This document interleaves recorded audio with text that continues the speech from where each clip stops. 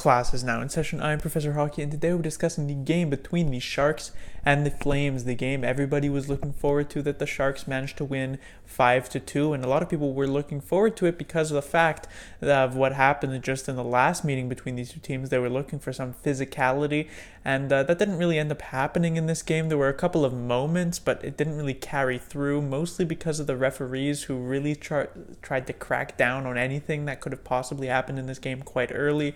Ended up calling 7 penalties against the Sharks. Some deserved, some you could say weren't deserved, as well as I think 3 penalties called on the Flames. So 10 penalties in general. There really wasn't much even strength time in this one, but still the Sharks come out on top. First period, though, it didn't start off super well. The Flames scored the first goal of this game. That was Jankowski, who made it 1-0. The Flames, very good team when they managed to score the first goal, but it didn't matter here tonight. The Sharks rattled off 3 straight goals in the first period within about 90 seconds of each other. Evander Kane with the first one. Not a great goal to let in from Flames goaltender Rittich. Then Brent Burns makes a very good play shorthanded, and then Rittich makes a very bad play his team is on the power play to allow Burns to get this one. That made it 2-1. That ended the night for Rittich. Mike Smith steps in, and on the first shot he faced, he lets in a goal to Tomas Hertl, so the Sharks quickly, all of a sudden, had a 3-1 lead, and that's how it was at the end of the first period. The Flames, in the second, came out. They pushed rather hard, although then they ended up letting up halfway through. Second period was mostly in the neutral zone, nothing much happening until Evander Kane made it 4-1 for the Sharks, but the Flames quickly responded. TJ Brodie, on I think it was the 4th or the 5th power play for the Flames, made it 4-2. Now, against most teams, you're pretty comfortable with a 2-goal lead going into the third period. Of course, you still have to be careful. 2-goal leads are pretty dangerous, especially with how much scoring is up this year in the NHL. But against the Flames, you have to be extra careful because the Flames are the best third period team in the NHL, and I don't even know if it's that close. I think they had like an insane goal differential in the third period of like plus 40 or something like that. They've scored 82 goals this season in the third period, which is just a crazy number. And so the Sharks had to be very careful because the Flames could rattle off 3 straight goals of their own in 90 seconds, and I wouldn't even be surprised to see it. And yet the Sharks hold the Flames off of the scoreboard entirely in the third period. The only goals scored would be Tomas Hertl's late in the third to secure the victory for the Sharks. That was on the power play, if I'm not mistaken, and the Sharks won it 5-2, as I said.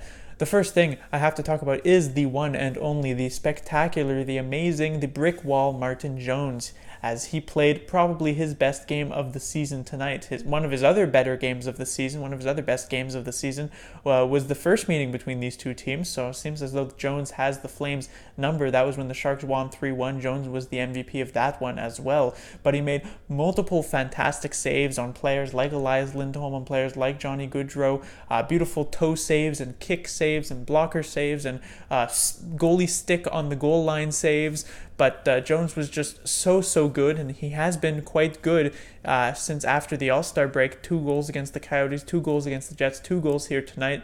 So the save percentage, the goals against average, is improving slowly but surely as it moves away from pretty bad numbers that they were at, below 900 save percentage, close to 3 goals against average.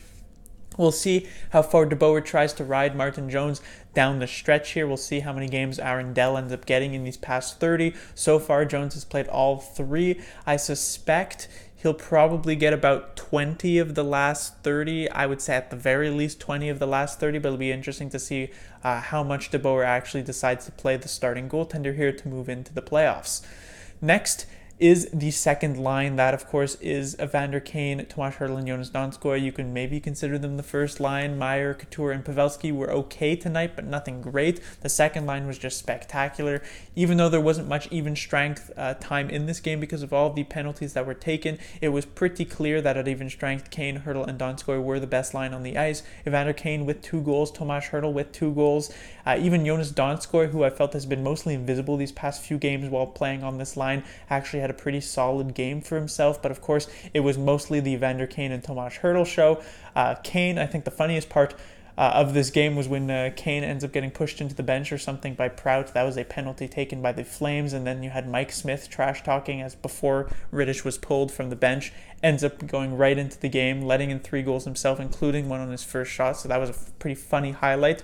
But Evander Kane, you can say what you want about him, that he's maybe not the most consistent player, although he's been pretty consistent these past 30 or so games for the San Jose Sharks. But through his career, he hasn't been the most consistent players. But what you can say, especially about his tenure with the San Jose Sharks thus far, that when it comes to these big games, when it comes to these big moments, Evander Kane consistently shows up and is one of the best Sharks forwards in those games, and he does it here tonight, up at 23 goals now on the season. Tomas Hertl up to 24 goals himself. That is second and third on the team. Of course, Pavelski leads the way. Next is the penalty kill, which in the end did go 6 for 7, and while it was maybe not how the Sharks drew it up going into this game, with the, a lot of chances were generated by the Flames' first power play unit, but it was a 6 for 7 night. It was a very good night on the score sheet, at least. And, by the end of the season, by the playoffs, if the Sharks are to look back on this game against the Flames, they're not going to say, oh, well, we gave up too many cross-ice passes in this game. No, they're going to say that they killed off 6 for 7 against this Flames power play unit. They're going to be proud of that, and they're going to be proud of the effort that the penalty killers did give. I mean, as I said, Jones was spectacular. They needed empty net saves from their defensemen, like Shemek, I believe, made one. Justin Braun, or I think Vlasic may have made one. Jones with the spectacular goal line save. As I said, on Johnny Gaudreau's mostly fanned shot. And so, in general, just a good night penalty kill-wise, especially if you're going to look back at their previous game against the Jets. They were also 5 for 5 there. Now 2 straight games with shorthanded goals. And so, the penalty kill, which I said was a bit of an issue for the San Jose Sharks when they entered the All-Star break. I said that was maybe the major issue going forward. They seem to have corrected that. At least up to this point. The only power play goal, of course, they gave up in this game was that pretty lucky bounce from TJ Brody as it goes off of 2 San Jose Sharks players before getting past Martin Jones. Finally, a few other players I'll mention. I thought the defense had a pretty solid night. I thought they really laid it all out on the line. Shemek, I thought, was quite good. I thought Vlasic, again, had a very solid game for himself. Another good sign moving forward for the Sharks, as this game was mostly full of good signs moving forward. I thought Dillon and Braun played rather well. Burns, I thought, had a very good first 2 periods, but he came to the third period, he had like a few really bad giveaways, like just straight giveaways to Flames players, so I won't say he had a great game, but I guess his beautiful play to lead to that goal that ended up putting it up 2-1, that was the shorthanded one, sort of makes up for that, I guess you could say. Another thing to mention, of course, Joe Thornton hits a milestone tonight, 1,000 points with the San Jose Sharks. I believe he's only the second player to actually do that. Patrick Marleau, of course, spending so long with the San Jose Sharks, ends up, I think, with like 1,080 points. Joe Thornton hits 1,000 tonight, which is even more impressive because of the fact that he spent something like 8 or 9 years with the Boston Bruins before being traded to the San Jose Sharks. So having 1,000 points with a team that he was traded to, I think only like 3 other players in NHL history have actually managed to do that. And speaking of just tonight, Joe Thornton actually had a pretty solid game for himself. It was a very nice assist onto Evander Kane's first goal. But that will do it for this review. The Sharks will be back in action on Saturday, the 3rd game of this 4-game road trip that they currently are 2-0 on. They'll face off against Connor McDavid and the Edmonton Oilers. The first 2 games of this road trip were very difficult against the Flames and the Jets, the 2 top teams in the Western Conference besides the Sharks. Now they're going to have 2 games against teams that are pretty middle of the pack, which I guess is most of the Western Conference besides those top 5 teams. Really, are middle. There's like 10 middle of the pack teams in the Western Conference. Edmonton and Vancouver are 2 of them. Of course, these are going to be easier games technically than the ones the Sharks just played, but they laid a lot out on the line in these last 2 games. So these ones against the Oilers and the Canucks could end up being somewhat trap games. We'll see if the Sharks do get a nice boost to their game with the return of Erik Karlsson.